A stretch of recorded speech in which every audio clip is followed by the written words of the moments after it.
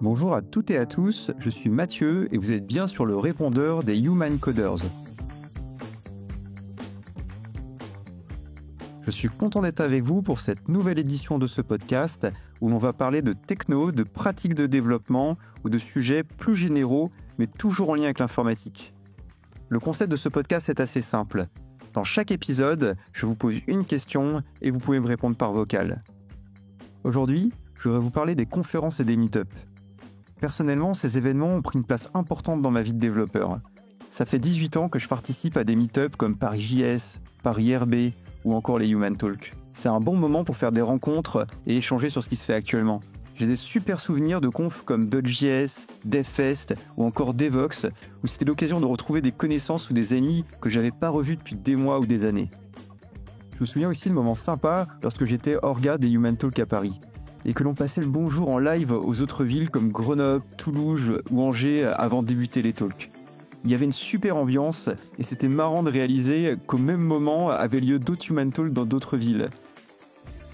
C'est important aussi pour moi de ne pas rester simplement spectateur et d'essayer de contribuer en partageant par exemple des retours d'expérience ou certaines découvertes que j'ai pu faire. J'ai par exemple parlé d'art génératif lors du dernier Human Talk à Lyon et je vois que c'est vraiment un sujet qui reste assez méconnu, mais ça fait toujours plaisir de le partager. J'imagine que toi aussi tu dois avoir des choses à raconter sur les conférences et les meet-up auxquels tu as pu participer. Je serais curieux de savoir lesquels tu as préférés. Est-ce que tu es venu en tant qu'intervenant ou organisateur par exemple ? Est-ce que tu as une anecdote marquante ou drôle à partager sur ce sujet ? Vous êtes bien sur le répondeur des Human Coders. Laisse-nous un message après le bip. Salut Matt, c'est Eric Burel, formateur Next.js et AstroJS pour Human Coders. Tu m'as demandé quelle était la dernière conférence à laquelle j'ai participé et ou la prochaine. Alors récemment, j'ai participé à React Advanced London pour parler de la sécurité des applis Next.js avec l'idée de leur appliquer le top 10 de l'OWASP, qui est un top 10 des vulnérabilités les plus courantes et de voir comment en fait ces vulnérabilités se traduisent dans Next.js. Globalement, en termes de conférences, sujet sur la sécurité, sur les performances, en fait, sur tous les aspects sur lesquels on n'a parfois pas le temps de travailler en entreprise ou dans les projets où on est un peu pressé par le temps. En fait, il fonctionne très bien en conférence parce que c'est l'occasion de prendre un peu de recul, de prendre le temps de réfléchir à tout ça. Donc j'ai bien aimé, mais surtout, ce que j'ai apprécié en fait, c'est pas tellement la présentation, mais c'est le workshop que j'ai donné dans le cadre de cette conférence, mais à côté des talks qu'on a habituellement sur ces formats. Un workshop qui consistait à suivre ensemble le tutoriel officiel de Next.js qui s'appelle Learn Next.js, qui est créé par Vercel, hein, qui est vraiment le tuto fondamental pour apprendre cette technologie. C'est une ressource qui est excellente, avec beaucoup de détails, avec de la mise en pratique, vraiment un travail des équipes qu'on appelle de DevRel, de relations développeurs de Next.js, qui est d'une extrême qualité. Hein. Vraiment, c'est incroyable.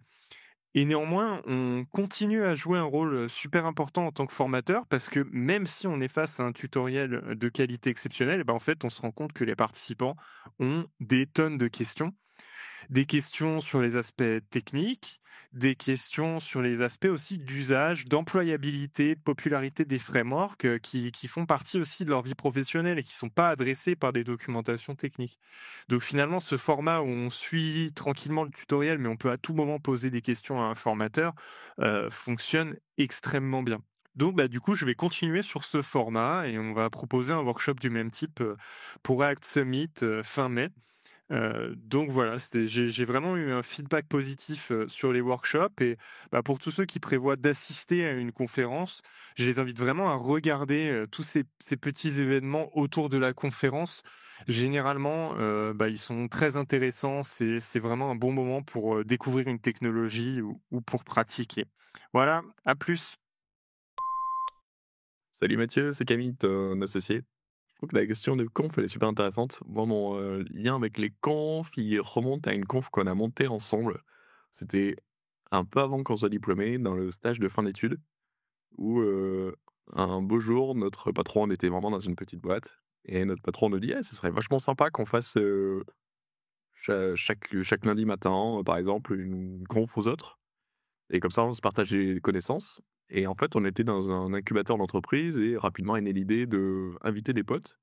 Donc on loue une salle, ça coûtait rien du tout. Et donc on est une petite dizaine, une petite vingtaine. Puis très rapidement, on a l'idée de filmer. On en fait une par semaine, à une cadence assez effrénée, mais bon, en fait, on les prépare pas de ouf, parce que c'est pour des potes, quoi. Et rapidement, il commence à y avoir du monde. Et donc, on va lancer un cycle de conférences, un cycle effréné. Donc je pense qu'il y aura une quinzaine de sessions. On finira par être une centaine toutes les semaines à Sophia Antipolis pour ces conférences-là, où ce sera principalement nous et de temps en temps des potes à nous qui donneront des confs. Et ouais, c'était un peu le premier pas qu'on a fait dans ce milieu-là. Et j'avais aucune idée de l'impact que ça aurait. Et je me souviens très bien dans l'événement de networking que je fais un peu après ce cycle et où un, un gars plus âgé que moi vient en costard me voir et il me connaît. Moi, je le connais pas et en fait, c'est le patron d'une des plus grosses boîtes de Sophia Antipolis et il veut me recruter. Et ça m'avait vraiment marqué de voir l'impact. Je m'étais pas rendu compte. On voyait des vues sur les vidéos YouTube. J'ai une vidéo sur la Force Pan qui, à l'époque, avait fait quelques dizaines de milliers de vues sur Dailymotion. C'était gigantesque pour l'époque. Mais je me t'ai pas rendu compte de l'impact réel. Et là, je vois que dans ces quelques mois, ça va jouer quasiment à chaque fois dans mes entretiens d'embauche. Et en plus, j'adore partager des infos. Donc finalement, c'est quelque chose que j'ai continué régulièrement, m'inscrire à des confs ouais, essayer de contribuer en faisant des confs sur des trucs qui me plaisent. Ça a été pendant longtemps inviter les gens à découvrir Ruby on Rails, puis d'autres passions sont passées par là. Un peu après avoir lancé Event Coders, on a lancé Event Talks, t'en parlais dans ton intro. Là aussi, c'était trop bien parce qu'on pouvait revenir un petit peu comme à cette époque-là, une vraie envie d'ouverture. Et je suis ravi que 13 ans après, ces conférences existent toujours. Il y a toujours des centaines de développeurs qui se déplacent tous les mois dans les Event Talks dans différentes villes de France. Et je suis trop content que ça existe. Et il y a plein de vidéos hyper quali sur YouTube. Donc merci d'ailleurs beaucoup à tous les orgas et tous les speakers qui participent. Pendant quelques années, je suis moins allé en conf parce que j'ai eu des problèmes d'audition. J'ai eu un traumatisme soudain en jouant de la guitare et du coup, ça m'a fait des acouphènes et de l'hyperacousie. Et m'exposer au bruit était très compliqué pendant quelques temps. Et il y a 1 an et demi, Sylvain Loalaise vient me chercher et me dit J'ai vu ton article sur l'art génératif et j'aimerais trop que tu viennes nous en parler au DevFest Toulouse. Et si tu veux, tu fais la fermeture devant 500 personnes. Et moi, ça fait des années que j'ai pas fait de conf et ça me fait peur, vraiment très peur d'être devant autant de gens. J'en parle et en fait, il a des gens autour de lui qui ont ça aussi. Il est très compréhensif. Il me dit Écoute, tu nous dis ce dont tu as besoin et on fait tout ce qu'il faut pour que ce soit OK pour toi. J'ai dit moi, ce qui me fait le plus peur, c'est les applaudissements et je veux pouvoir être tout le temps dans un espace où c'est calme. Il dit écoute, tu restes tout le temps que tu veux dans l'espace speaker. S'il y a le moindre bruit, tu m'appelles et je fais attention à ce que ce soit safe autour de toi. Et à la conf, je dis aux gens qu'ils applaudissent pas et on respecte tout le truc, on fait hyper gaffe au micro et tout va bien. Et tout le monde a été adorable de ouf. Donc encore merci Sylvain parce que vraiment ça a été un gros changement dans ma vie. Ça m'a rendu plus à l'aise de faire des confs et ça s'est trop bien passé. J'ai pu partager une passion que j'avais depuis quelques années, redonner une conf dans ce cadre-là, c'était vraiment trop bien. Et du coup, ça m'a réchauffé. Et donc là, je suis trop content. Je vais parler d'art génératif à Mix IT très bientôt. J'ai proposé des confs dans plusieurs CFP. Je suis très impatient d'avoir les réponses. Bah ouais, je suis trop content. Je me remets à faire des confs. Je suis extrêmement curieux et j'adore partager mes trouvailles. Voilà, donc j'aime bien amener les devs sur des trucs sur lesquels ils vont pas forcément. J'avais fait des confs sur au Blind One Mix sur le lien entre l'entrepreneuriat et l'improvisation, par exemple. C'était assez rigolo. Et donc j'aime bien faire des trucs comme ça. Donc là ça sera sur l'art génératif qui est ma grosse passion des dernières années, mais il y aura sûrement évidemment d'autres sujets plus tard. Et donc voilà, je suis très content de reprendre les conférences, donc avec grand plaisir pour rencontrer à Mixati si vous allez très bientôt, dans d'autres confs un peu plus tard. Et voilà, en tout cas, tous ces confs-là ont beaucoup joué, j'ai l'impression, dans ma carrière. Ça aide beaucoup en termes de réseau, ça m'a fait beaucoup découvrir beaucoup de choses. Organiser les confs aussi, c'est trop bien, ça prend beaucoup de temps, donc bravo à tous ceux qui le font. Je trouve que ça aide beaucoup, ça fait du réseau, c'est hyper humain. Voilà, donc faites des confs, organisez les confs, allez en voir. C'est trop cool de voir des gens. Et voilà, à très bientôt, ciao ciao. Salut Matt, c'est Karine, développeuse Python depuis maintenant 3 ans. La dernière conférence à laquelle j'ai participé, c'est bien entendu la Pycon FR. C'était à Strasbourg au mois d'octobre, fin octobre, début novembre. J'ai pu rencontrer tout un tas de personnes vraiment super intéressantes. J'ai participé à des ateliers, j'ai pu échanger sur pas mal de sujets et vraiment c'était extra. J'ai vu quelques conférences aussi. J'étais là sur place aussi pour, faire un talk, un mini talk qui a duré une vingtaine de minutes avec un collègue qui s'appelle Dorian. On a présenté un outil, qui aide en fait les enseignants et les formateurs, à corriger des exercices, Python pour leurs élèves. Je vais te situer un peu plus, le projet. C'était, à 0 Python qui permet en fait d'imposer des contraintes aux étudiants. Par exemple, éviter d'utiliser le append pour les listes, ou ne pas avoir le droit d'utiliser, les boucles for et cetera. L'enseignant peut, du coup, configurer tout un tas de règles qu'il souhaite imposer à ses étudiants et ensuite passer à la moulinette, le résultat de code de ses étudiants. Ça va parcourir l'AST, ça va supprimer toutes les méthodes interdites qui ont été configurées dans l'outil et ensuite, run le code. Si ça fonctionne, qu'on a le résultat attendu, tout se passe bien, l'élève a réussi, c'est qu'il n'a pas utilisé les mauvaises méthodes et sinon, ça génère un rapport qui liste les méthodes, les outils, tout ce qui était, interdit et qui a été utilisé par l'étudiant. Donc c'était sympa à faire. C'était ma première conf.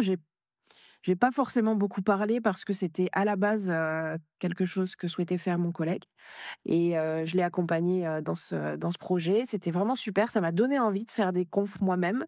Peut-être que je le ferai à la Picon de cette année, à voir si je trouve le sujet que je peux développer et ce que ça donne. Mais vraiment les conférences et les regroupements comme ça, c'est des endroits où on peut retrouver des personnes très différentes qui justement nous permettent de sortir un peu de ce qu'on fait tous les jours quand on a un peu la tête dans le guidon sur les projets, avec nos clients ou dans nos entreprises. Et du coup, c'était super agréable. J'ai vraiment passé, plusieurs jours, très sympas. J'ai hâte, d'y retourner et puis, peut-être que je ferai d'autres conférences. Je lorgne aussi un petit peu sur le DevFest. J'y étais allée il y a quelques années et j'avais vraiment apprécié donc faudra que je recommence aussi, je pense. Allez, je te laisse. Merci. Salut Matt, c'est Anne, formatrice depuis pas mal de temps maintenant chez Human Coder sur la ligne système Linux, Git et GitLab. J'ai vu que tu parlais de conférences et donc je vais pas te parler d'une conf auquel j'ai assisté, mais plutôt d'une conf que j'organise depuis 2012, ça fait un bail maintenant. On attaque la 12e édition cette année et ça s'appelle Kernel Recipes. C'est, comme son nom l'indique, une conf autour du noyau Linux sur des thèmes hyper variés comme le développement, le fonctionnement des contributions, la vie de la communauté de manière générale, la sécurité, les innovations, etc. Et en fait, cette histoire, elle est partie d'un truc complètement improbable, une discussion pendant un barbecue avec des copains qui bossent sur le noyau Linux. Et puis on s'est dit, tiens, si on organisait un truc convivial sur le noyau Linux en France, ça n'existe ni en France ni en Europe d'ailleurs. Et on s'est lancé dans l'aventure sans trop savoir ce que ça allait donner en fait. Et la première année, ça a duré une journée. C'était tout en français, sur un mode plutôt artisanal. Mais en fait, dès la deuxième année, on est passé à une conf full en anglais pour pouvoir accueillir des orateurs de partout dans le monde et puis des participants également.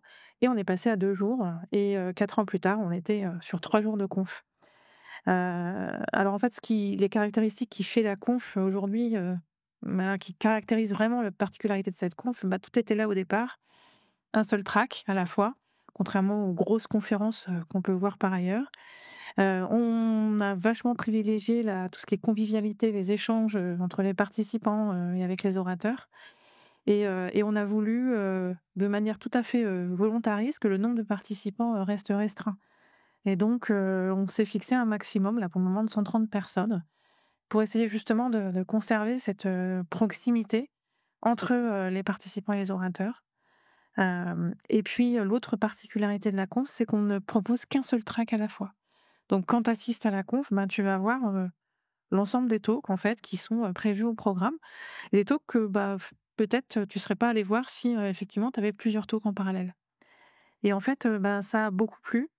Et il y a des orateurs qui nous ont même expliqué que ils avaient assisté à, par exemple, à un talk sur les drivers de cartes graphiques, que c'était pas du tout leur domaine, que c'était pas vraiment des sujets qui les intéressaient vraiment. Mais par contre, le fait d'y avoir assisté quelque part un peu par la force des choses, ça a permis de créer des liens avec des gens qui côtoyaient pas forcément dans la communauté du noyau, de voir d'autres méthodes de travail peut-être, des problématiques, etc. Et donc, c'était plutôt une bonne expérience. Et puis, pour prolonger en fait toutes ces discussions, le déjeuner est prévu en fait et on essaie de faire en sorte que tout le monde y participe. Ça fait partie de la conf. Donc à la fois les participants et les orateurs. On prolonge pour ceux qui ont envie, par des soirées, puisqu'on a quand même pas mal de gens qui viennent hors de France, voire des États-Unis, d'Australie, etc. Et l'idée, c'était également d'avoir des sponsors pour rendre cette conf accessible avant tout. Il y a d'autres confs qui existent sur l'open source, il y en a beaucoup, mais souvent qui sont assez inabordables financièrement. Et donc, certaines personnes ne peuvent pas se permettre d'assister à ce genre d'organisation. Et donc, l'idée, c'était vraiment d'avoir quelque chose de super accessible. Et donc, d'ailleurs, l'entrée a longtemps été gratuite. Et même quand l'entrée était gratuite, on avait plus de 98% des inscrits qui étaient là le jour dit et qui étaient là d'ailleurs pour la plupart sur les 3 jours. Donc, c'est vraiment une grosse motivation et une envie de participer pendant ces 3 jours. Et pendant le Covid, nous, on a préféré annuler tout simplement la conf pour éviter de faire ça à distance. Parce que c'était un peu contre l'ADN, ce qui fait vraiment la conf en fait, c'est-à-dire le contact humain. Et on a attendu patiemment qu'on revienne à des conditions un peu plus normales. Et en fait, on était super contents de se retrouver au bout de 2 ans. Et il y avait vraiment une ambiance particulière cette année-là. Et aujourd'hui, on est très très fiers parce que la conf c'est un beau succès. Les places partent en 2-3 jours. Et depuis 12 ans, on a vu passer les principaux mainteneurs du noyau.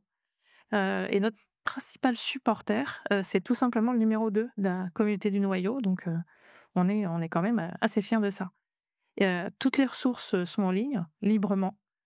Et on a aussi un stream pendant toute la durée de la conf qui permet à ceux qui ne peuvent pas se déplacer d'assister aux différentes interventions.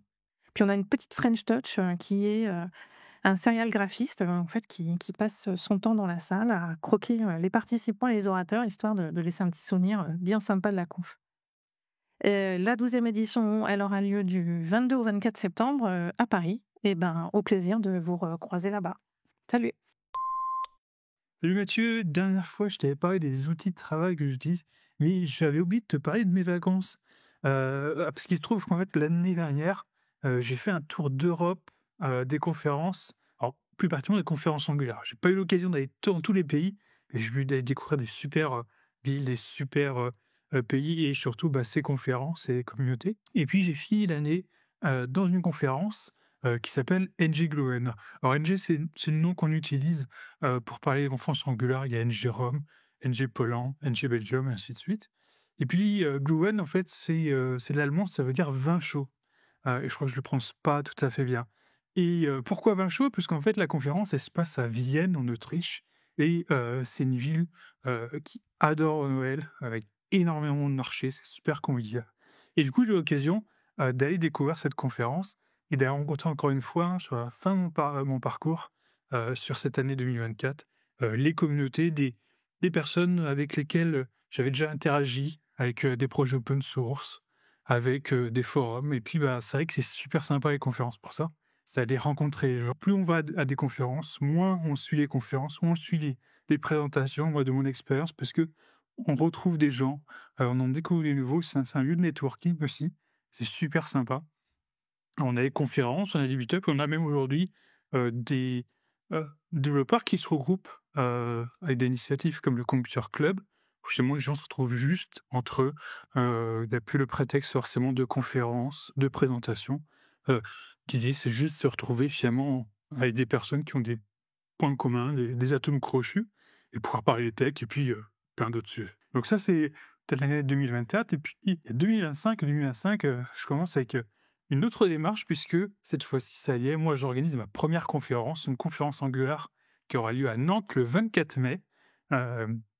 on va accueillir plein de développeurs, on va accueillir des super speakers. On vient d'annoncer notre programme. On a des speakers locaux, locaux dans la région, des développeurs en France, mais également des développeurs européens, des chez DE, des experts, des gens qui travaillent avec l'équipe Angular elle-même, pour avoir vraiment un panel super intéressant, pour accueillir toutes ces communautés en France. Puisqu'évidemment, depuis 2010, on n'avait pas eu de conférence Angular en France. On est un petit peu partout autour et on est super heureux du coup de pouvoir venir accueillir cette communauté. On espère que tu seras là aussi. Allez, voilà, salut Mathieu. Bonjour à tous, je suis Fabien Plard et aujourd'hui je voudrais vous parler de mon expérience en tant qu'organisateur des Human Talks à Grenoble. J'ai connu les Human Talks par la société pour laquelle je travaillais en 2015. En fait, le principe de transmettre leur plaisait bien, en tout cas ça collait bien avec leurs valeurs. Ils venaient tout juste d'ouvrir des bureaux sur Grenoble, bien qu'ils aient un écosystème d'employés déjà chez les clients en direct. Pour la société, c'était vraiment bénéfique de transmettre et puis de toucher d'autres développeurs. Moi, de mon côté, je fais beaucoup de veille technologique, avec des flux RSS notamment, des liens YouTube. Sur YouTube, il y a aussi des conférences, mais c'est des vidéos d'1 heure. Et là, c'est beaucoup plus difficile. En tout cas, il faut accorder beaucoup plus de temps pour pouvoir la regarder complètement. C'est là où les Human Talks répondent parfaitement à mon besoin. Les talkers et le public viennent d'horizons totalement différents, et du coup, on sort de cette bulle par laquelle on cherche habituellement. Et le fait que ça dure 10 minutes, on a beaucoup moins de temps à accorder pour monter en compétence sur un sujet ou découvrir un sujet, et on a le temps d'approfondir plus tard. En rejoignant l'organisation, je cherche surtout que cet événement perdure. Pour moi, c'est une vraie pépite qu'on puisse échanger comme ça avec n'importe qui sur des sujets qui nous intéressent. Finalement, quand on assiste à des conférences, on vient vraiment pour assister et il est beaucoup moins facile d'échanger. C'est sûr que on a 1 heure ou plus sur des sujets, c'est très intéressant, mais il y a beaucoup moins d'échanges. En discutant davantage avec les organisateurs des Human Talks de Grenoble, j'ai vu qu'il y avait de la place pour moi pour que je puisse les soutenir. En fait, je vois ça exactement pareil que de l'open source. Pour moi, on aide la communauté de développement sur des sujets. Lorsqu'on contribue à l'open source, on aide quelqu'un qu'on ne connaît pas forcément et quelqu'un d'autre va bénéficier de cette aide. Pour moi, les Human Talks, c'est exactement pareil. On aide un public, on aide des talkers, quelles que soient les personnes, quel que soit ce qu'ils viennent chercher. Ça peut être faire de la veille technologique comme moi, mais ça peut être aussi créer du lien, faire du networking. Ça peut également être travailler la capacité de parler à l'oral, travailler sa capacité à faire des slides, à être concis, à tenir des délais. C'est vraiment un exercice. Chacun vient chercher et trouver ce qu'il veut. Vraiment, les Human Talks, c'est un événement tech, mais pas que. On a vraiment une communauté de passionnés qui viennent partager leurs connaissances et leurs expériences. On a aussi des entreprises qui nous hébergent, et là, on voit différentes organisations au sein des entreprises, différents sujets, différentes manières de recruter, de gérer les décisions en interne. Ça aussi, c'est vraiment intéressant de pouvoir mettre un pied dans une entreprise et discuter avec les employés ou les gens qui représentent cette entreprise pour voir un peu comment ça fonctionne. Coucou Mathieu, c'est Stéphane et Antoine de WeScale. Hello! On voulait te parler de nos conférences du moment. Oui, parce que moi, par exemple, je suis allé au Snow Camp en janvier et c'était vraiment super cool. Moi, c'était la première fois que j'allais à Grenoble. C'était une super expérience et j'y ai donné ma conf sur les Métallois. Les Métallois, vous n'y échapperez pas. Et c'était un super moment, j'ai adoré. De mon côté, récemment, je suis allé au Java User Group de Nantes, qui est un talk assez récurrent sur Nantes, qui draine pas mal de monde, qui plaît beaucoup. Et j'y ai donné mon talk que je travaille depuis un moment sur les conventions d'architecture, leurs limites et comment les mitiger. Et on a un programme qui est assez intéressant cette année chez WeScale parce que 7 avril, on va au Devox et on va au Devox en nombre. On a pas mal de sujets qui ont été acceptés. Ça nous fait extrêmement plaisir. Donc, on va pouvoir retrouver la bande les 16, 17 et 18 avril et on espère que vous serez nombreux à venir nous voir. Et on a plein de sujets dans notre besace, notamment des sujets qui tournent autour du platform engineering. Et oui, parce que chez WeScale, on a constaté que les préoccupations des DSI, ils sont en train de se tourner vers les synergies qui ont été débloquées par leur move to cloud. Et le lift and shift, il a beau avoir été largement pratiqué, ça on l'a constaté, mais la culture DevOps qui est censée venir avec, elle peine à remplir un peu ses promesses. Donc les pratiques ont été adoptées, mais on n'a pas vu le changement culturel qu'on est en droit d'attendre avec ce genre de mouvement. Et on a observé empiriquement chez nos clients la mise en place d'initiatives qui tiennent compte des problématiques de culture qui se résolvaient difficilement. On a décidé alors de regrouper ces initiatives sous le terme de platform engineering. Et ouais, parce qu'en fait, on va y retrouver des outils dans le platform engineering, mais pas que. On va y retrouver des pratiques, mais pas que. L'idée, c'est de permettre aux équipes de dev de travailler de manière autonome, mais en ayant un niveau d'abstraction adapté à leur contexte. Comme ça, ils n'ont pas besoin d'être experts en tout, en fait. Et au final, c'est un mélange de technologies, de frameworks, qui s'est plus facilement appréhendable par les communautés de dev et d'infra qu'on sait être naturellement hétérogènes. Et ça permet donc d'itérer sur ces fondations afin d'améliorer le time to market. C'est vraiment ça l'objectif. Et c'est pour ça qu'on a décidé chez WeScale de lancer l'édition parisienne de la PlatformCon, qui existe déjà à Londres et à New York, afin de partager ces retours d'expérience, ces innovations qui peuvent aider les équipes de delivery. Voilà, et cette édition de la PlatformCon, qui sera la première en France, elle aura lieu le 16 octobre à Paris. Ça, c'est déjà acté. Donc, si vous avez des expériences ou des opinions assez fortes sur le platform engineering, les internal developer platform, etc., nous vous invitons à venir soumettre votre proposition de conférence à notre CFP qui est ouvert et qui fermera le 15 juin. Donc voilà. Et si ces sujets vous interpellent, si vous avez envie d'en entendre parler ou d'écouter ce qu'on a à dire sur le sujet, foncez sur notre billetterie. Les billets Super Early Bird, ils sont toujours dispo. Merci Stéphane. Allez, on se recose bientôt. Salut Mathieu. Yes, merci Antoine. Ciao. Salut Matt, alors moi c'est Logan, je suis développeur à l'origine PHP sur le framework Symfony et depuis maintenant une année ou deux, je commence tout doucement à migrer sur Django, donc en technologie Python, et je travaille beaucoup sur des projets en tant que développeur front de par mon expérience dans la communication et le design, notamment avec des frameworks du type Angular ou Vue.js, donc du framework JS. Aujourd'hui, je souhaitais partager mon expérience sur la dernière conférence à laquelle j'ai participé. Une conférence qui avait été mise en place par l'incubateur de start-up de chez moi, qui s'appelle le Quai Alpha à Épinal dans les Vosges, et qui était animée par Marjorie Cannon, qui est une ancienne gendarme qui a fait partie du pôle data de la gendarmerie et qui a mis en place les premiers éléments d'IA au sein de la gendarmerie, notamment sur les aspects RH. Et du coup, Marjorie a animé une conférence sur l'IA qui, à l'origine, était destinée pour, je dirais, plutôt un public néophyte dans le domaine. Mais j'ai trouvé quand même super intéressant d'y participer parce que, malgré tout, je ne me considère pas comme un expert en soi sur l'IA, mais c'est vrai que je le pratique beaucoup. Tous les jours, quasiment, je mets en place des automatismes, je l'utilise dans le cadre de création, dans le cadre de mon code, dans beaucoup de cas de figure. Et malgré tout, j'ai appris énormément de choses à cette conférence-là, notamment, par exemple, le fait que l'IA, ça est depuis les années 50 en fait qu'on commence à travailler dessus. Ça a été proposé notamment lors de la conférence de Dartmouth en 1956 par John McCarthy. Donc ça, a priori, c'est les premières arrivées de l'IA dans notre époque. Et du coup, ça m'a permis d'apprendre énormément de choses. Et c'est vrai que cette conférence est intéressante parce que Marjorie a une approche assez simple à comprendre, j'entends, pour expliquer aux gens les enjeux de l'IA aujourd'hui dans notre société, dans notre vie tous les jours, dans notre vie professionnelle.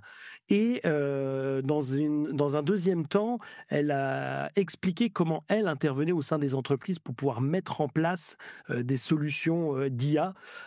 Je pourrais citer en exemple le fait de mettre un système de génération de rapports automatiques après des réunions en visio. Elle expliquait que dans cette entreprise-là ou dans laquelle elle est intervenue, et étant donné le nombre de réunions que faisait cette entreprise-là, ça représente à peu près une journée par mois d'économiser que d'avoir mis cette solution de gestion de rapports automatique. Voilà, donc plein de choses comme ça qui étaient super intéressantes.